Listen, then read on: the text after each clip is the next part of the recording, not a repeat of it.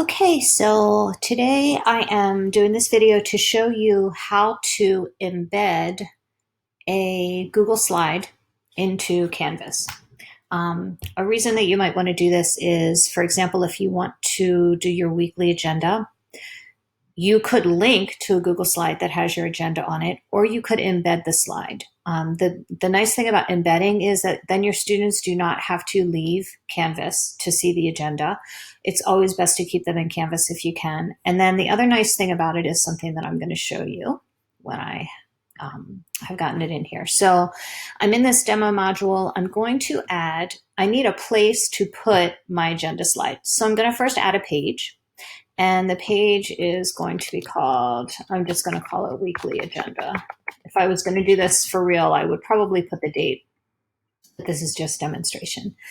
So usually when I build a module, I find it easiest to build the shell of the module first, and then I go back and fill in the pages. And I know I'm also going to be showing you in my next video how to embed a video in a module. So I'm also going to show, I'm going to do a page with, let's see, lesson video.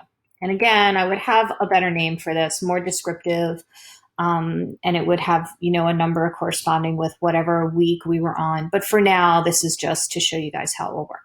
So in order to put my agenda in, I'm going to go to the weekly agenda page. And there isn't anything in there right now because all I've done is put this in as a placeholder. So I'm going to go up here to edit.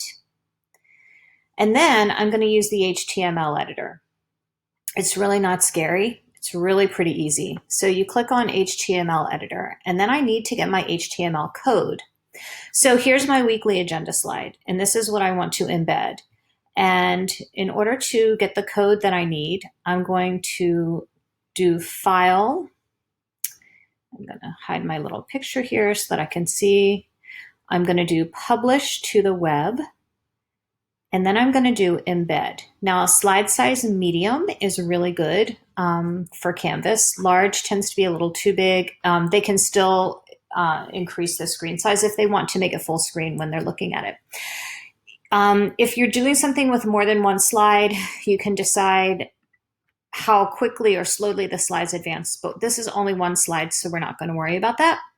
This is my embed code, and I'm just going to do Command C to copy the embed code, and this is going to be published. Now, it will normally ask you, do you want to publish this to the web? I've actually already published this slide in a different page, so that's why it's not asking me, but I'm going to show you the greatest thing about publishing a slide.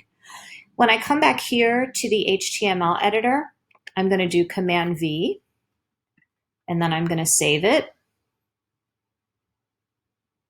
And here I have my slide already embedded.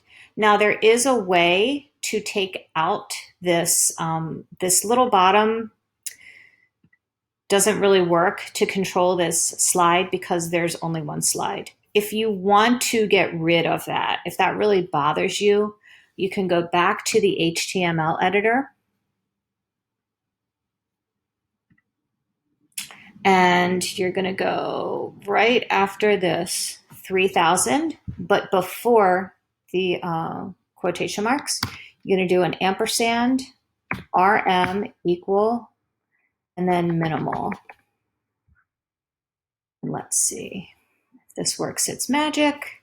And yes, now your slide control is gone. So if you just remember that ampersand, RM, equal sign, and then minimal, you put that in after the 3000, but before the quotation marks, and that will take that bottom thing out. I'll try and remember to put that in the comments for this video. So here's what's really cool about once you publish this slide to Canvas, if I go back and I want to change something. Maybe I've decided I don't want to list all my Zoom meetings because it's too much to put on this slide. So I'm going to take those Zoom meetings out.